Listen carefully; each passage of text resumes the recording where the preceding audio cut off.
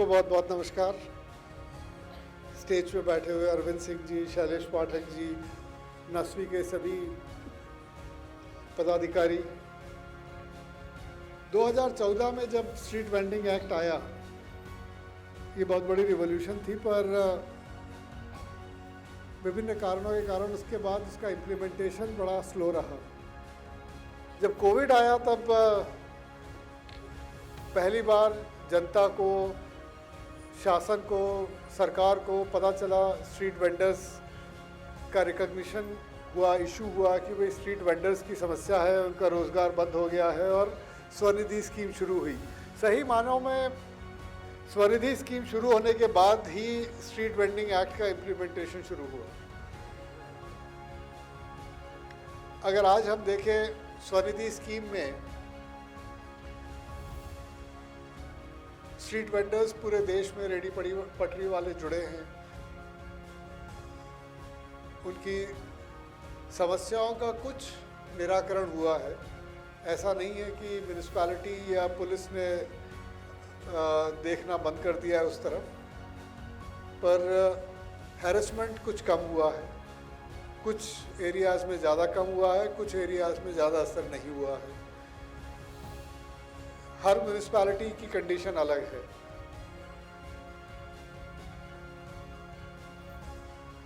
भारत सरकार के बिहाफ पे हमारे मंत्रालय का प्रयास यही रहता है कि स्ट्रीट वेंडर्स की जो लाइफ है, उनका जो धंधा है, उसको कैसे ज़्यादा से ज़्यादा सहूलियत वाला बनाया जा सके, कैसे उनका हैरेसमेंट कम किया जा सके। चाहे वो स्वनिधि स्कीम की हम बात करते हो, चाहे डिजिटल पेमेंट की बात करते हो, चाहे वो स्वनिधि से समृद्धि में स्कीम की बात करते हो, प्रयास यही रहता है कि जितना ज़्यादा फॉर्मल सेक्टर में स्ट्रीट वेंडर्स को, रेडी पटरी वालों को लाया जा सके, उतना हैरेसमेंट कम होगा, उतना उनको भगाया कम जाएगा, उतना पुलिस और म्यूनिसिपैलिटी उनको इज्जत से ट्रीट करेगी कि ये भी स्वरोजगार वाले लोग हैं। और अगर ज़्यादा परेशान करेंगे तो उसके कॉन्सिक्वेंसेस होंगे, उसके परिणाम उनको भी भुगतने पड़ेंगे। ये एक रिकग्निशन सबको आ गया है।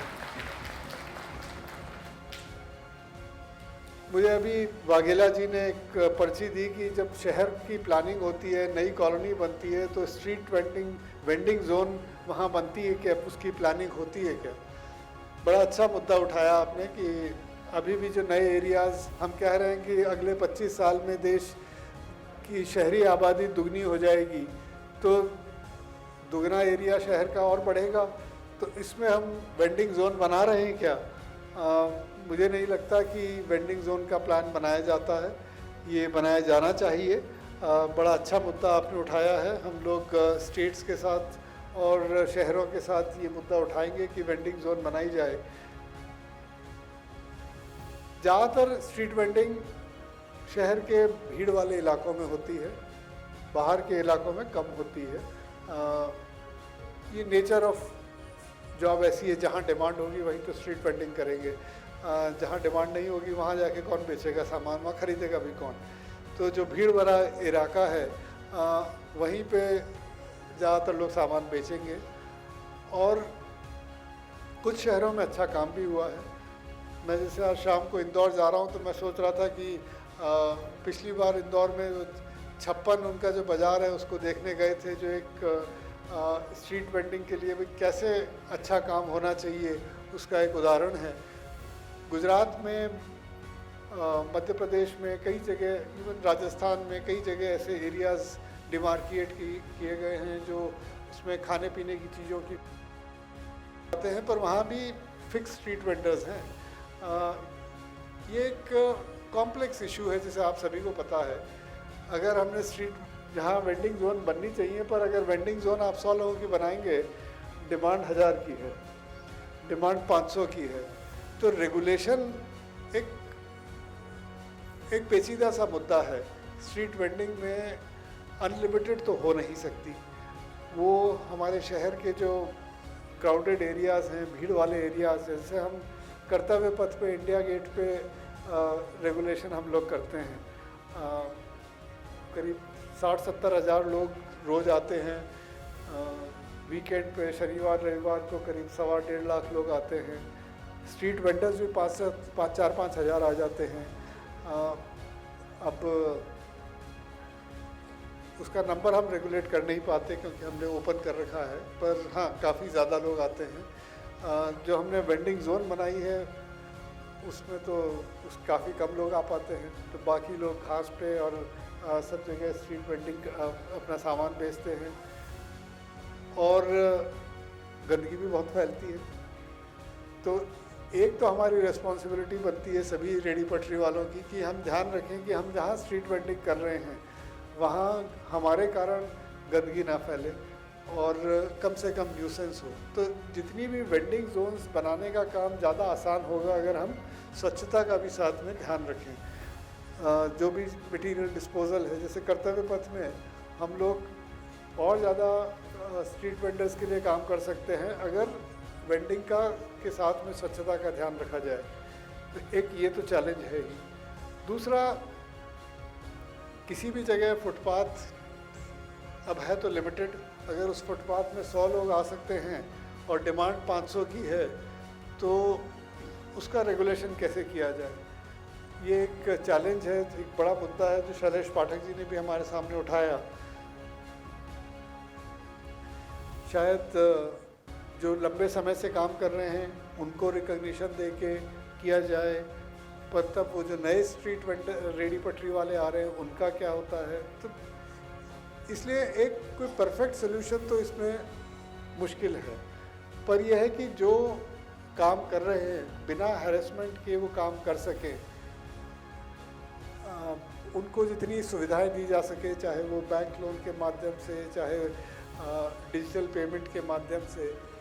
स्ट्रीट वेंडिंग में काफ़ी लोग दूसरे राज्यों से आते हैं और दूसरे शहर में जाके काम करते हैं। जैसे हरियाणा में देखेंगे तो स्ट्रीट वेंडर्स उत्तर प्रदेश से और बिहार से ज़्यादा आए हुए होते हैं।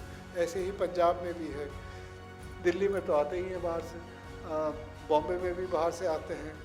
हमने हैदराबाद और मद्रास में भी, चेन्नई में भी देखा है कि लोग बाहर से आते हैं। उनको ना तो राशन कार्ड होता है वहाँ का, ना वोटर आईडी कार्ड होता है, आधार में एड्रेस कहीं और का होता है, बैंक लोन मिलने में दिक्कत आती है, एड्रेस कहीं और का होता है। तो स्वनिधि में हमने जब बात कर रहे थे बैंकों से, म्यूनिसिपैलिटीज से, तो ये बातें पता चली। तो एक तो जो बाहर दूसरे प्रांत से आए हुए स्ट्रीट वेंडर्स हैं, रेडी पटरी वाले हैं, उनका इश्यूज़ पे हमें डिस्कस करना चाहिए कि किस तरह उनको लोकल, वो नहीं चाहेंगे कि उनका बिहार का या उत्तर प्रदेश का आधार कार्ड है तो उसका एड्रेस बदलना भी नहीं चाहते कई बार, क्योंकि पूरे परिवार का एड्रेस वही होता है, राशन कार्ड भी वहाँ का बना हुआ है।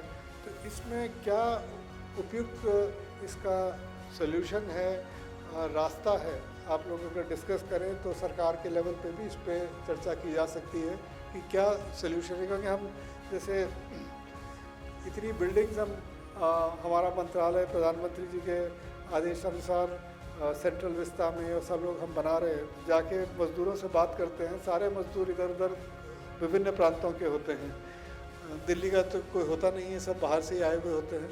और मज़दूरों को किसी के पास, सबके पास गांव का राशन कार्ड होता है, गांव में राशन मिलता है, शहर में ना तो राशन मिलता है ना कुछ, कोई चिकित्सा सुविधाएं भी हो तो जो सरकार की स्कीम है वो गांव की है। तो वही समस्या रेडी पटरी वालों की भी होती है। आप लोग उनमें से शायद ज़्यादातर उसी जगह के निवासी हो गए होंगे, नेता बन गए आप लोग भी, तो जो नए रेडी पटरी वाले आते हैं उनकी अपनी अलग समस्याएं होती हैं। जैसे अब मैंने बताया कर्तव्य पथ पे तो काफ़ी लोग वो पीस रेट बेसिस पे स्ट्रीट वेंडिंग का काम करते हैं। पीछे एक कॉन्ट्रैक्टर खड़ा होता है, वो माल देता है और बच्चे जाके कर्तव्य पथ पे वो बेचते हैं। अब ये कौन सा मतलब वो स्वरोजगार और नौकरी का एक कॉम्बिनेशन है शायद, पता नहीं कितनी जगह पे होता है। कर्तव्य पथ पे तो ये काफ़ी होता है कि कुछ कॉन्ट्रैक्टर्स हैं वो सबको माल देते हैं, लोग जाके और बेचते हैं, बाकी जगह होता है ऐसा। तो इस तरह के जो स्ट्रीट वेंडिंग करते हैं उनका क्या सलूशन है। जैसे हमें पता था ऑटो रिक्शा लोग चलाते हैं, ऑटो रिक्शा एक आदमी का होता है, उसके 200 ऑटो रिक्शा होते हैं, 200 आदमी पर डे 500 रुपये पर डे उसको देना होता है, उसके हिसाब से ले जाते हैं। तो कुछ लोग जो लकी हैं, जो भाग्यवान हैं, जो पहले से कर रहे हैं, उनका तो खुद का स्ट्रीट वेंडिंग का अपना धंधा है। खुद की एक जो और ज़्यादा भाग्यवान है उनको एक खोमचा मिल जाता है परमानेंट सा। कुछ लोग सड़क पे बैठ के बेचते हैं। तो हम लोग यही बात कर रहे थे कि हम लोगों को जो डेटा आता है स्वनिधि में कि डिजिटल पेमेंट कर रहे हैं, तो अब डिजिटल पेमेंट कर रहे हैं तो एक वो जो पान की दुकान वाला है, वो जिसका खोमचा है उसकी तो 10,000 रुपये रोज़ की सेल है, या 50,000 भी किसी की सेल होगी रोज़ की। वहीं कुछ लोग होंगे जो महीने की 10,000 की सेल है। कोई महिला सब्जी बेच रही है फुटपाथ पे, 3-4 तरह की सब्जी लेके बैठ के शाम को बेच रही है उसकी, और दूसरा जो जिसकी 10,000 रुपये रोज़ की सेल है, दोनों बिल्कुल अलग अलग तरह के स्ट्रीट वेंडर्स हैं। उनकी समस्याएं भी अलग हैं, उनकी हैरेसमेंट में पेइंग कैपेसिटी भी अलग है। तो स्ट्रीट वेंडर्स एक समस्याएं मिलती जुलती हैं पर बहुत अंतर है सब में। तो इनको स्वनिधि एक प्रयास है सरकार का। पिछले प्रधानमंत्री जी ने हम लोगों को 2-3 महीने पहले कहा कि स्वनिधि में नंबर अभी 35 लाख स्ट्रीट वेंडर्स को ही लोन मिला है और कुछ करना चाहिए और सरकार को। तो पिछले 2-3 महीने में हमारा मंत्रालय और म्यूनिसिपैलिटीज़, राज्य सरकारें और बैंक सब ने मिलके 35 लाख नंबर था स्ट्रीट स्वनिधि के बेनिफिशरीज़ का, जो 31 मार्च 2023 को, अब वो बढ़ के 48.5 लाख हो गया है। तो पिछले 2 महीनों में करीब 10 लाख लोगों को स्वनिधि का लोन मिला है और हमें पूर्ण विश्वास है कि जब तक दिसंबर आएगा हम 60 लाख के नंबर पे पहुंच जाएंगे। पर देश में कितने स्ट्रीट वेंडर्स हैं मेरे ख्याल से नासनी को भी पता नहीं होगा, हमें भी पूरा आइडिया नहीं है। लोग कहते हैं, कोई कहता है 2 करोड़ हैं, 2.5 करोड़ हैं, आप लोग कह रहे थे 6-7% है देश की आबादी।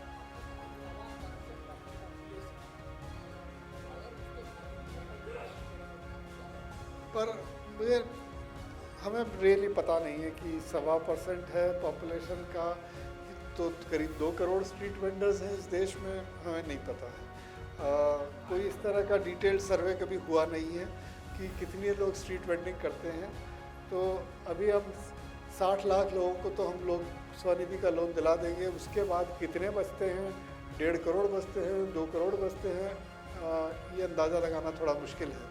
तो हमारा प्रयास ये है कि अगर 2 करोड़ स्ट्रीट वेंडर्स हैं तो स्वनिधि में हम 2 करोड़ लोगों तक पहुँचें। यही प्रधानमंत्री जी ने हमसे कहा है कि 2 करोड़ लोगों तक पहुंचा जाए, जितने स्ट्रीट वेंडर्स हैं सब पे पहुंचा जाए। और ये पक्का है कि अगर एक को स्वनिधि का एक बार लोन मिल जाता है तो एक रिकॉग्निशन मिल जाता है, चाहे सर्टिफिकेट ऑफ वेंडिंग ना भी मिले, लेटर ऑफ रिकमेंडेशन मिल जाता है, तो जो हैरेसमेंट है उसकी कम से कम रेट तो कम हो जाती है। पुलिस वाला आएगा, सर्टिफिकेट देखेगा, तो उसके बाद ठीक है तंग तो करेगा पर डंडा मार के भगाएगा नहीं। ऐसे ही म्यूनिसिपैलिटी सामान उठा के नहीं ले जाएगी। तो हमारा उद्देश्य यह है कि जो 2 करोड़ हाँ जी,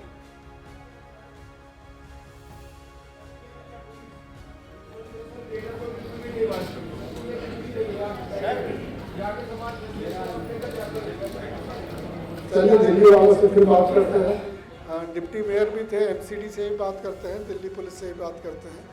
तो आप सब लोगों का हमें सहयोग चाहिए कि जो हम टारगेट लेके चल रहे हैं कि 1.5 करोड़ लोगों को स्ट्रीट वेंडर्स तक हम पहुँचें या कम से कम 1 करोड़ तक तो पहुँचें। तो आप सब लोगों का सहयोग चाहिए देश में सभी जगह, ताकि कम से कम अगले 1 साल में हम 1 करोड़ लोगों तक पहुँच सकें, दिसंबर तक 60 लाख लोगों तक पहुँच सकें, ताकि इतने लोगों का तो कम से कम कुछ फॉर्मल सिस्टम में वो लोग आ सकें।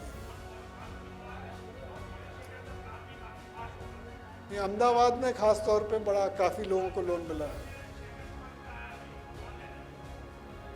नहीं तो बैंकों ने अब लोन सैंक्शन करना मतलब कोई रिजेक्ट नहीं कर रहे हैं। जितने ढंग की एप्लीकेशन जा रही हैं सभी में सैंक्शन कर रहे हैं।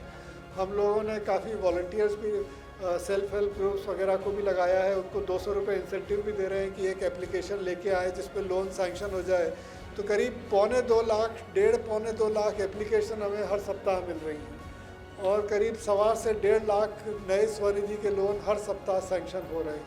इसीलिए हमें विश्वास है कि दिसंबर तक हम 10 लाख और नंबर ऐड कर सकेंगे और आगे भी करते रहेंगे। पर आप सब लोगों का सहयोग चाहिए ताकि जो सरकार और बैंक के मिल के काम कर रहे हैं, ज़्यादा से ज़्यादा लोग हम स्वनिधि में ला सकें और ज़्यादा से ज़्यादा लोगों को फॉर्मल सिस्टम में ला सकें। आप लोगों की बातें सुनी, हम म्यूनिसपैलिटीज़ तक इन बातों को पहुंचाएंगे। खासतौर पे ग्रीवांस रिड्रेसल कमेटी की आपने बात कही, उसके भी बारे में बात करेंगे। यही हम आपसे कह रहे हैं। देखिए, दिल्ली में खासतौर पे एनडीएमसी एरिया में समस्याएं हैं।